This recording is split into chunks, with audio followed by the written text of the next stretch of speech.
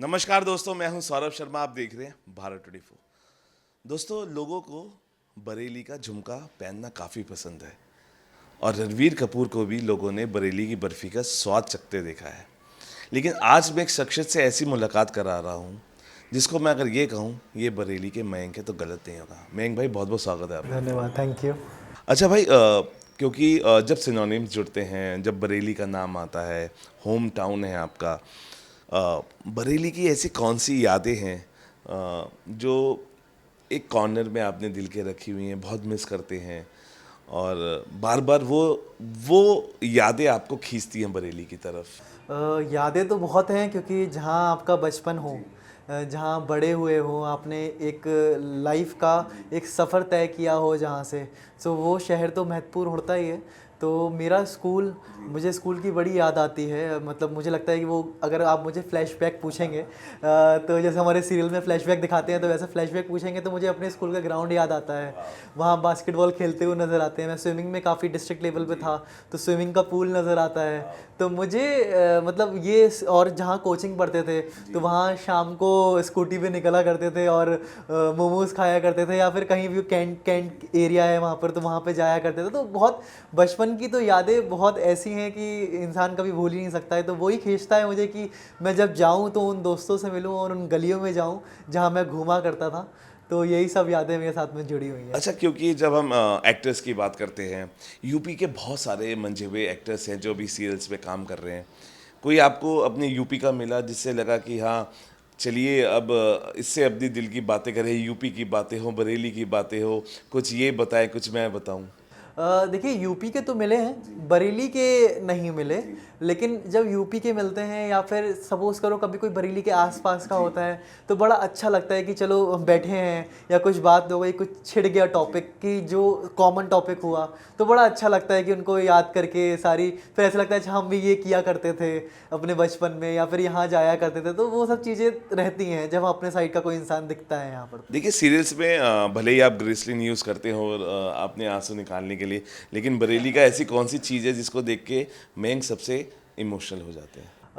अगर ऐसे पूछे तो मैं अभी कुछ दिन पहले जिस स्कूल में पढ़ा था, तो हाँ, तो उसमें मुझे एज अ चीफ गेस्ट बुलाया था। तो वो मेरे लिए बहुत इमोशनल मोमेंट था कि जिस स्कूल में हमने पढ़ाई करी हो, डांट पड़ी हो। अक्सर अगर मैं आपको बात करूँ तो एक बड़ी फ़नी चीज़ होती थी कि स्कूल प्लेज में उन लोग को लिया जाता था जो लाइक इंटेलिजेंट होते थे पढ़ाई में ज़्यादा।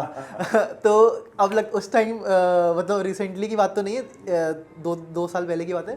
आई वेंट टू द स्कूल और वहाँ पर क्या हुआ कि मुझे पूछ रहे थे कि मयंक, जो प्ले की प्रैक्टिस हो रही थी कोई, कि ये प्ले सही हो रहा है क्या। तो आई वॉज लाइक अंदर से कि मतलब जहाँ पर कभी पहले लिया कम लिया जाता था, आज मुझसे पूछ रहे हैं कि करेक्शंस करने हैं कुछ क्या। तो वो मेरे लिए बहुत इमोशनल पार्ट है, क्योंकि एक बच्चे का जीवन जो होता है वो 12th तक मोस्ट घर से ज़्यादा स्कूल में बीतता है। और वो जो वक्त होता है, मुझे लगता है वो बेस्ट टाइम होता है। हमें ऐसा लगता है कि एग्ज़ाम्स बहुत बड़ी चीज़ है या फिर कुछ है तो हम भागते हैं उससे, लेकिन मेरा ये कहना है कि जो स्कूल लाइफ होती है वो बेस्ट लाइफ होती है। अच्छा मयंक भाई, क्योंकि अब टीवी की दुनिया में आप बेहतरीन किरदारों को निभा रहे हैं, इसके आगे और टीवी है, फिर ओटीटी है, लेकिन मयंक, क्योंकि इन इतने सालों पे बिकॉज चेंजेस बहुत आए हैं, आपने टीवी में क्या चेंजेस देखे हैं ओटीटी के आने से? और या तमाम कोई चेंज आपने देखे हों, परखे हों, क्योंकि आप 8 सालों से अभी अपना वक्त दे चुके हैं। कौन सा टीवी में चेंजेस आप देख रहे हैं इन दिनों? देखिए, जब से ओटीटी आया है तो बहुत चीज़ें चेंज हो गई हैं।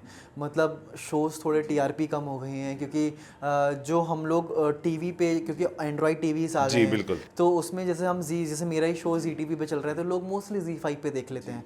तो लाइक वो टीआरपीज़ कैलकुलेटेड नहीं होती हैं टीवी वाले पे। तो ये चेंजेस, मतलब टीवी थोड़ा डाउन हुआ है, लेकिन मुझे ऐसा लगता है कि जैसे एक दौर लौट के आता है, जैसे पुरानी जीन्सों का दौर लौट के आया जी है कि बिल्कुल। पहनने वाला, तो कुछ नहीं, कुछ ये वक्त ऊपर नीचे होता है और वापस चीज़ें लौट के आएंगी। पर हाँ, ठीक है, सबका अलग अलग एक स्थान है, एक प्लेस है। जो ओटीटी का अलग है, टीवी का अलग है, फिल्मों का अलग है। तो ऊपर नीचे थोड़ा चलता रहता है, लेकिन ठीक है, एक वक्त लौटता है। अच्छा देखिए, एग्जामिनेशन आज भी आप दे रहे हैं वो टीआरपी का है। अगर फिल्म में आप कर रहे हैं तो शुक्रवार का इंतज़ार रहता है क्योंकि रिजल्ट आना होता है। ऐसी टीआरपीज काउंट होती हैं सीरियल्स की। टीआरपी का कितना प्रेशर आज भी है टीवी को?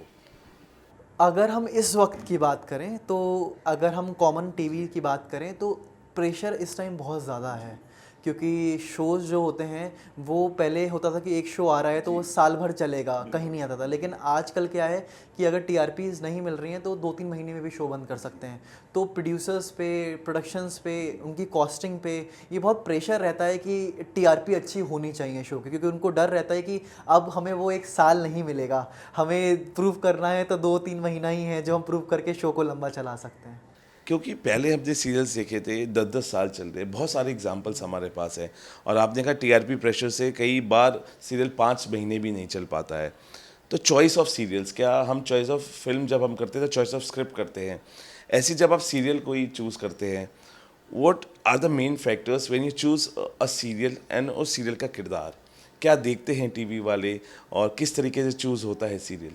ये मतलब कॉमन पूछ रहे हैं या फिर मैं कैसे चूज़ करता आप अपना बताइए किस तरीके, क्योंकि जब हम फिल्म करते हैं तो स्क्रिप्ट देखते हैं, चूज़ी होते हैं लोग, लेकिन जब आप टीवी कर रहे होते हैं तो आप किन किन चीज़ों का ध्यान देते हैं, क्या कौन सी स्क्रिप्ट पे ध्यान देते हैं, कौन से किरदार आप कर रहे हैं, तो अगर आप हमारे दर्शकों को बता पाएं। जी देखिए, क्या होता है कि जब हम अपनी जर्नी शुरू करते हैं एज एन एक्टर, तो हमारे पास वो ऑप्शन कम होता है कि हम चूज़ कर सकें, क्योंकि हमें अपना एक प्लेस बनानी होती है इंडस्ट्री में।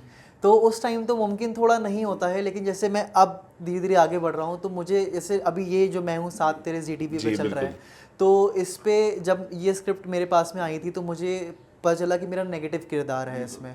लेकिन अगर हम मूवी और टीवी की बात करें तो यहाँ पर थोड़ा अलग होता है। हमें टीवी में पता नहीं होता है, सपोज़ अगर हमें नेगेटिव किरदार है तो हमें ये नहीं पता कि वो कितना एक महीने तक जो स्पेसिफिक स्टोरी लाइन आई है उस पर कितना टिक पाएगा।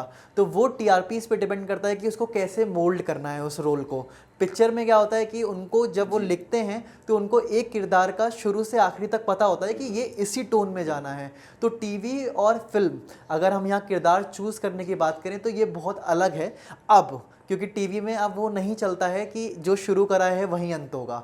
यहाँ पर टीआरपी के हिसाब से कुछ भी हो सकता है। अच्छा मयंक भाई, कई बार डर रहता है कि जिस किरदार को आप कर रहे हो, सीरियल्स की मैं बात कर रहा हूँ, उसमें एक किरदार में आप बंध जाते हैं, आपको लुकअप करने लगते हैं लोग, ये इस तरह का किरदार है, एक एक आपका किरदार बंध जाता है कि अगर आपको देखना चाहते हैं, अगर कोई संस्कारी बेटा है तो उसको संस्कारी बेटे के जैसे संस्कारी बापू थे, तो आपको लगता है कि टीवी में ये चीज़ बंध जाती है और इसको थोड़ा सा कहीं ना कहीं चीज़ें हैम्पर होती है अगर आप स्विच ऑन करना चाहते हैं फिल्म्स के लिए, ओटीटी के लिए? मेरा इस पॉइंट पे ये कहना है कि ये चीज़ आपने बिल्कुल सही बोली।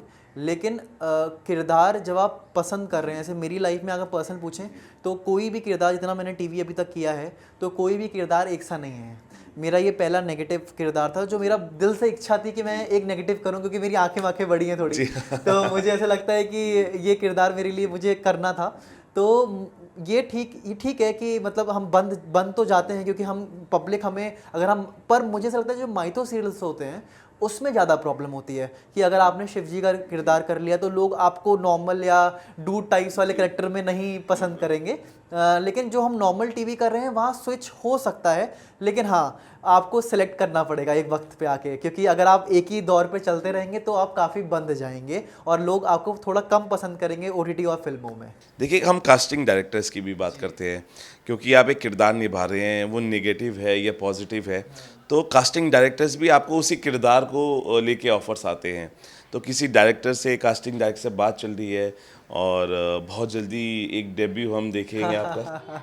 देखिए, बात तो बहुत चलती है, इंडस्ट्री है और होपफुली ऊपर वाले ने चाहा तो ये चीज़ भी बहुत अच्छी जल्दी सामने आएगी।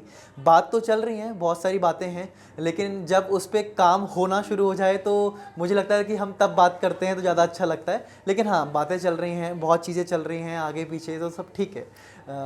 अच्छा, इस इंडस्ट्री की दोस्ती कितनी परमानेंट है? देखिए, अगर दोस्ती की बात करें तो बहुत चीज़ें होती हैं कि जब आपका शो चल रहा होता है तो सब आपको लगता है कि सब अपने हैं, फिर चीज़ें आपकी अलग हो जाती हैं। लेकिन मैं इसको इस वे में लेता हूँ कि ये एक प्रोफेशनलिज्म है, अगर आप नॉर्मल एक एक अपनी दायरा बना के रखेंगे तो वो चीज़ आपको हर्ट नहीं करेगी। लेकिन हमारी इंडस्ट्री ऐसी है कि हम बहुत घुल मिल जाते हैं लोगों से, और बहुत सारी चीज़ें ऐसी होती है कि हमें लगता है यार यही सच्चा फ्रेंड है हमारा। लेकिन मुझे लगता है कि ये मेरी लाइफ का एक्सपीरियंस रहा ये 8 सालों में कि मैंने उतना ही रखा जितना रखना चाहिए था। तो उससे मुझे कभी हर्ट नहीं हुआ लोगों को लेके। लेकिन मैंने ऐसा देखा है कि दोस्ती जो होती हैं वो कई कई बार नहीं चलती हैं। हमें लगता है यार ये तो बहुत अच्छे दोस्त हैं, फिर बाद में लगता है कि लड़ाइयाँ हो रही हैं। तो एक उसका यही है कि आप प्रोफेशनलिज्म रखिए अपना, वहीं का वहीं चीज़ ख़त्म करिए और अपनी लाइफ इंजॉय करिए। अच्छा मयंक भाई, क्योंकि जब आप इस इंडस्ट्री के पार्ट होते हैं तो बहुत सारी हेडलाइंस छपती हैं। कोई एक ऐसी हेडलाइन जिसका आपको खुद नहीं पता था और आपने वो पढ़ी, आपने कहा ऐसा ऐसा भी होता है, तो वो हेडलाइंस कौन सा आपको शॉक किया सबसे ज़्यादा अभी तक आपने अपने बारे में पढ़ी हो? देखिए, अभी तक मुझे नहीं लगता कि मेरी नज़र में ऐसा कोई शॉक्ड वाला आया है। लेकिन जब हम स्टार प्लस का शो कर रहा था मैं, तो उन्होंने नेगेटिव लिख दिया था। तो मुझे उस टाइम तक मेरा लाइक गूगल पे इतना आता नहीं, मतलब नहीं आया था। वो फर्स्ट शो था जिसमें गूगल पे आना शुरू हुआ था। तो उन्होंने नेगेटिव लिख दिया, तो मुझे शौक ये हो रहा था क्योंकि मेरे लिए वो अचीवमेंट बड़ा था। तो मुझे लग रहा था कि कहीं मीडिया ने कहीं कुछ गलत निकाला तो मेरे कहीं काम ना चला जाए। तो वो एक डर वाली बात थी वहाँ पर।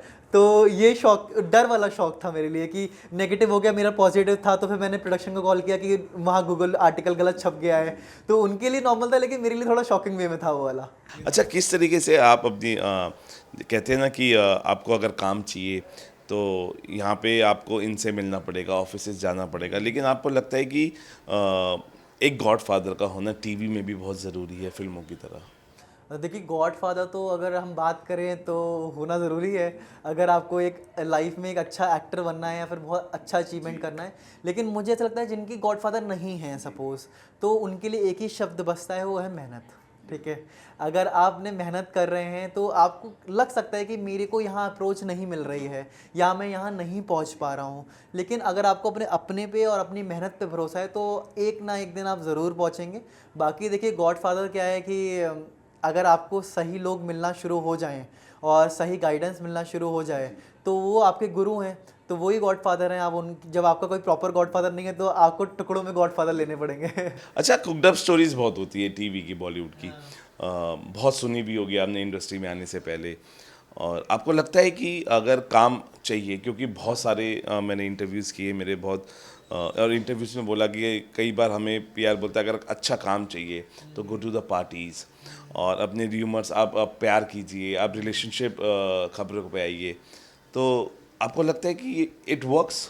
अ, ये बड़ा अलग क्वेश्चन था। चलिए फिर जवाब देने की कोशिश करता हूँ। अगर हम बात करें इसकी तो इफ़ेक्ट पड़ता है, मतलब जहाँ तक मैंने देखा है। लेकिन अभी तक मैं अपना पर्सनल बताऊँ, मैंने ट्राई किया लेकिन मुझे नहीं बेनिफिट मिला इन चीज़ों के। एट द लास्ट आपको एट द लास्ट आपको हाँ, रिलेशंस बनाने पड़ते हैं। देखिए क्या होता है कि जब तक आप हो गए, अगर मैं आपके साथ में बैठा हूँ, आप मुझसे बात नहीं करेंगे तो आप मुझे नहीं जानेंगे मैं कैसा इंसान हूँ। तो वो भी अगर हम हुक्ड अप की बात करें या फिर नॉर्मल रिलेशंस की बात करें तो दोनों रिलेशंस में फ़र्क है। लोग करते हैं, हमारी इंडस्ट्री के काफ़ी पॉइंट्स हैं जो मतलब कास्टिंग काउच हो गया या ये हो गया, इसको हमें फेस करना पड़ता है। लेकिन अगर हम इसको इस वे में ले कि अगर मैं आपको एक छोटी सी स्टोरी बता दूं कि अगर हम पब्लिक में बैठे हैं, अगर हम बोलें कि हमें लाल लाल रंग चाहिए, तो लाल रंग अगर हम सब जगह ढूंढेंगे, तो अगर हम बोलेंगे लाल रंग देखो, तो हमें सिर्फ लाल रंग दिखाई पड़ेगा। हमें और कोई कलर उस टाइम किसी के टी शर्ट का है कुछ भी दिखाई नहीं पड़ेगा। वैसे ही ये सब पत्थर हैं। तो अगर कास्टिंग काउच है, ये सब पत्थर हैं। अगर आपका एम क्लियर है कि मुझे वहाँ पहुँचना है तो आप पहुँचोगे। पत्थर आएंगे जाएंगे, क्या परेशानी है, ये तो चीज़ें हैं। और जिसको जैसे बढ़ना है, जैसे काम करना है। लेकिन मुझे ऐसा लगता है कि अगर आपके अंदर टैलेंट नहीं है, मैं प्रोड्यूसर हूँ और मैं किसी को कुछ अप्रोच गलत भी कर रहा हूँ, अगर हम बात करें, उसके अंदर टैलेंट नहीं है तो मैं उसको चला नहीं पाऊँगा। बिल्कुल। तो आप कुछ भी करिए, लेकिन एट द लास्ट आपकी मेहनत और आपका टैलेंट ही काम आता है, जो आपने अपनी क्राफ्ट पे काम किया है। तो ये है। तो भाई अगर ये कहा जाए कि टीवी में बहुत अच्छा हो रहा है और उसके बाद देखिए टीवी के बाद रास्ता होता है बॉलीवुड का, और फिर ओटीटी ने बहुत सारे ऑप्शंस खोल दिए हैं, आपको लगता है कि इतने सारे ऑप्शंस के बाद पोस्टर बॉयज़ का जो रुतबा है वो थोड़ा कम हुआ है? अब फिल्में, सीरियल्स सिर्फ चेहरों से नहीं, कंटेंट से चलती हैं। इसका जब से हमारे इंडस्ट्री के कुछ केसेस हुए थे सुसाइड के और ये सब जो चीज़ें केसेस हुए थे, तब से हमारा जो बैक बॉलीवुड है, लाइक अगर हम बात करें, हमें सिर्फ स्क्रीन पे पिक्चर लगती थी जो फ्राइडे को लगती थी, 3 दिन चलती थी, हमें सिर्फ वही दिखती थी, ठीक है। लेकिन अभी क्या हो गया है कि हमें जब से ये केसेस हुए हैं तो हमारा बैक बॉलीवुड जो है वो बाहर आ गया है। लोगों को पता चलने लगा है कैसे शूटिंग होती हैं, लोग कैसे बात करते हैं, क्या वो कुछ गलत कामों में भी हैं, इसमें हैं। पहले वो सब कवर अप था, तो अब जो है सब चीज़ें बाहर आ चुकी हैं, तो हमें कुछ छुपाना नहीं है, नहीं, अब हम नहीं छुपा ही नहीं सकते हैं। तो इसलिए आज की डेट में कंटेंट हमारा जो है वो बहुत मैटर करने लगा है, जो पहले ज़माने में किया करता था। जब अमिताभ सर थे तो इन सब की पिक्चरें तब चलती थी, दीवार थी, या फिर शाहरुख खान सर थे तो इन सब की, हाँ मतलब उनका हीरोइज्म के साथ में स्क्रिप्ट हुआ करती थी। अभी हमारी स्क्रिप्ट गायब हो गई, हम सिर्फ हीरोइज्म पे खेल रहे थे। लेकिन अब जो हमारी जो पब्लिक है, हमारी ऑडियंस है, उनको वो अब समझ गई है कि असली गेम क्या है, तो इसलिए वो लोग अब जानते हैं। तो इसलिए हमारे लिए कंटेंट बहुत ज़रूरी है अब, चाहे वो सीरियल हो चाहे वो मूवी हो। अगर हमारा कंटेंट अच्छा नहीं है या वो उसको हम दर्शा नहीं पा रहे हैं तो वो आज की डेट में फ्लॉप है मेरे अच्छा, अनुसार। क्योंकि आप टीवी से जुड़े हुए हैं, फिल्मों के भी देखने के शौकीन होंगे, क्यों फिल्में नहीं चल पा रही हैं? और जब जो चल रही हैं वो सेलिब्रेशन की तरह हम उसको सेलिब्रेट भी कर रहे हैं। क्या कमी आपको लगती है सिनेमा तक, क्यों अब ऑडियंस नहीं जा पा रही? क्योंकि सिनेमा एक सेलिब्रेशन था, हम एक फेस्टिवल की तरह जब मूवीज़ लगती थी, अमिताभ सर की, शाहरुख सर की, सलमान की, लेकिन आपको लगता है कि कहीं ना कहीं किसी जगह पे कुछ कमी हो रही है और लोग नहीं पहुंच रहे हैं सिनेमा? देखिए, कमी तो यही हो रही है कि अगर हम देखें तो आजकल साउथ के कंटेंट्स बहुत चल रहे हैं, मतलब like they are doing very nicely. But अभी क्या हो गया है कि हमारे बॉलीवुड में कंटेंट नहीं आता है, ठीक है। और जिसका कंटेंट आ रहा है, चाहे आयुष्मान सर हो गए या राजकुमार राव सर हो गए, इन कंटेंट आ रहे हैं वो चल रहे हैं, कार्तिक आर्यन हो गए, तो ये सब अभी कंटेंट आ रहे हैं, चल रहे हैं। लेकिन जहाँ कंटेंट नहीं है तो अब हमें कंटेंट चाहिए, चाहे वो मूवी हो, चाहे सीरियल हो, चाहे ओटीटी हो। ओटीटी क्यों चल रहा है इतनी तेज़ी से? क्योंकि उनके पास कंटेंट आ रहा है, हमें देखने में मज़ा आता है उनको, तो कंटेंट बहुत ज़रूरी है। अब हम सिर्फ हीरोइज़्म पे या फिर हम सिर्फ स्टारिज्म पे वो हम नहीं खेल सकते अब, क्योंकि पीपल नो कि उनको क्या देखना है, अब जान गए हैं। बिल्कुल। मयंक भाई, आखिरी 2 सवाल। बरेली का लड़का, क्या बिग बॉस का ऑफर मिलता है, जाने के लिए तैयार है? ये चीज़ तो मेरे कुछ दौरान में चल भी रही है, मतलब इन सब की बातें बातें चल रही थी। सो मैं थोड़ा सा उस चीज़ में नहीं हूँ, लेकिन ऑफ़र मिलेगा और डेफिनेटली मैं जाऊँगा वहाँ पर। और जैसे लोग करते हैं तो मैं चाहूँगा कि मैं अपना तरीका कुछ अलग अनोखा लेके जाऊँ। बट लेकिन big boss needs a controversial figure. या आई नो वो कंट्रोवर्शियल है। और ठीक है, देखिए टीआरपीज है, ऑल टीआरपीज, अगर आप एंटरटेन नहीं कर पाए तो आप एक्टर नहीं हो। तो मैं उसे एज ए एक्टर लूंगा, जो मैंने इतने सालों में थिएटर में सीखा है, तो मैं शायद उस चीज़ को वहाँ लेके जाऊँ और उनको दिखाऊं कि हाँ भाई मैं भी कर सकता हूँ, कंट्रोवर्सी देने की फुल कोशिश करूंगा। अच्छा, टीवी में भी बॉलीवुड की तरह फेस करना पड़ता है। कहते हैं ना कि एक शब्द है, ये आउटसाइडर है, और लेकिन बहुत सारे आउटसाइडर्स ने अपने आप को प्रूफ भी किया है। बॉलीवुड में बहुत नाम है, राजकुमार राव हैं, गुड़गांव से आए हैं, अक्षय कुमार है, दिल्ली से हैं, सानिया मल्होत्रा है, दिल्ली से हैं, कृति सैनन दिल्ली से हैं। क्या यहाँ पे टीवी में भी ये शब्द जो आउटसाइडर है ये प्रिवेल करता है, और यहाँ पे भी ये फेस करना पड़ता है कई बार? देखिए, जिनके आपने नाम लिए उनको थोड़ा एक अरसा हो गया इस इंडस्ट्री में। उस टाइम वैल्यू थी, जैसे अब नेशनल स्कूल ऑफ ड्रामा से आ रहे हैं या फिर एफटीआई से आ रहे हैं, तो एक अलग रिस्पेक्ट हुआ करती थी। और उस टाइम इतना स्ट्रगल था, लेकिन उस टाइम ये वो वाला ट्रेंड नहीं था कि हीरो का बेटा हीरो बनेगा, ठीक है, मतलब उस वहाँ पे ऐसी चॉइस नहीं थी। ये अभी ज़्यादा हो गया है। तो उस टाइम उनका थोड़ा, मुझे ऐसा लगता है जहाँ पे मैंने फेस किया, कंपटीशन थोड़ा कम था। लेकिन अब क्या है कि कंपटीशन बहुत बढ़ गया है, हर कोई सोचता है कि मैं एक्टर बनूं। तो उसके बाद जब वो लोग यहाँ पर आते हैं तो कई बार ऐसा होता है, मैंने भी फेस किया कि हम प्रोडक्शन हाउस में जा रहे हैं, नहीं मिल रहा है मौका, या फिर हम वहाँ तक पहुँच ही नहीं जा रहे हैं। रोज़ लोग सुबह उठते हैं, एक आंखों में सपना लेते हैं कि हमें एक्टर बनना है, और वो रोज़ ऑफिसों के दर दर की ठोकरें खाते हैं, ये तो उनको उनकी विशेस नहीं पूरी होती हैं। लेकिन मुझे ऐसा लगता है कि आउटसाइडर जो वर्ड है वो है, मतलब वो है कि मतलब लोग जो हैं वो आउटसाइडर लोग थोड़ा सा निगलेक्ट करते हैं एज़ कम्पेयर टू जो लोग इंडस्ट्री में काम कर रहे हैं या फिर जो उनके बेटे हैं। लेकिन मुझे एट द लास्ट लगता है कोई किसी को चला नहीं सकता, राइट। कोई भी किसी को चला नहीं सकता, अगर उसके लिए आपको अपनी मेहनत काम आएगी। उसके लिए सिर्फ एक ही नुस्खा है, आप अपने दिमाग से हटा दीजिए कौन आउटसाइडर है कौन इनसाइडर है। सिर्फ अपने काम पे फोकस करिए, अपनी अपनी मेहनत को रोज़, जो स्पिरिट से आप रोज़ आए थे वो स्पिरिट अपनी आंखों में रोज़ रखिए, क्योंकि मैंने रखी। अगर मुझे 8 साल हो गए, मैंने 3-4 साल काम नहीं किया था, ठीक है, तो मुझे अगर मेरी जगह कोई और होता तो बोलता अरे कुछ नहीं होता, निकलते हैं यहाँ से। लेकिन मैंने कहा नहीं यार, मिलेगा, एक वक्त आता है सबका, ठीक है, और जो वक्त आता है वो फिर कुछ नहीं दिखता, सब आपके फेवर में हो जाते हैं। तो सबसे पहले वो वर्ड को हटाइए और उसके बाद अपनी जी जान से मेहनत करिए। व्हाट इंस्पायर्स यू जाते जाते, व्हाट इंस्पायर्स मयंक कि जिस लगन से वो लगे रहते हैं, और आपने कहा एक बरेली के लड़के ने अपनी पहचान बनाई, अपने किरदारों को इतने तरीके से निभाया कि लोगों ने पसंद किया। What inspires you going long way, चलते रहने पे क्या इंस्पायर करता है मयंक भाई आपको? देखिए, इंस्पायर तो ये था कि जैसे आप, मेरी फैमिली बहुत अच्छी थी, उन्होंने वक्त वक्त पे सपोर्ट किया। तो जब आपका बैक सपोर्ट अच्छा होता है ना, जब आपको बोल रहे हैं नहीं कर कर, तो उस टाइम आपको ये होता है कि ये सिर्फ मैं नहीं कर रहा हूँ, ये मेरे पीछे वाले लोग भी मेहनत कर रहे हैं। तो वहाँ पर आपको और हिम्मत मिलती है। तो मेरा ये है कि हिम्मत बनाए रखो, अपना पेशेंस लेवल बहुत रखो, और सबसे बड़ी बात ये इच्छा मत रखो कि मैं आके मुझे काम मिल जाए, ये इच्छा रखो कि मैं कितना सीख जाऊँ। जब आप सीख जाएंगे तो आप बन जाएंगे। बिल्कुल मयंक भाई, what all you have to say, because जिस बेहतरीन तरीके से आप सवालों के जवाब देते हैं, मुझे लगता है कि उतना इंटरेस्टिंग आपका निखर के आता है हमारा इंटरव्यू। और what all you have to say इतने एक अमेजिंग इंटरव्यू के लिए जो हमारे दर्शक सुनेंगे, व्हाट ऑल आप का कोई मैसेज है जो आप देना चाहेंगे? पहली बात तो ये कि जो मेरा शो चल रहा है जी टीवी पे, मैं हूँ 7:30 बजे आता है, तो प्लीज़ आप सब उस शो को दीजिए, बहुत सारा प्यार दीजिए। हम लोग बहुत मेहनत करते हैं, और हमारे सौरभ भाई ने वो अच्छा इंटरव्यू किया आज, और जुड़े हमसे, थैंक यू आपका।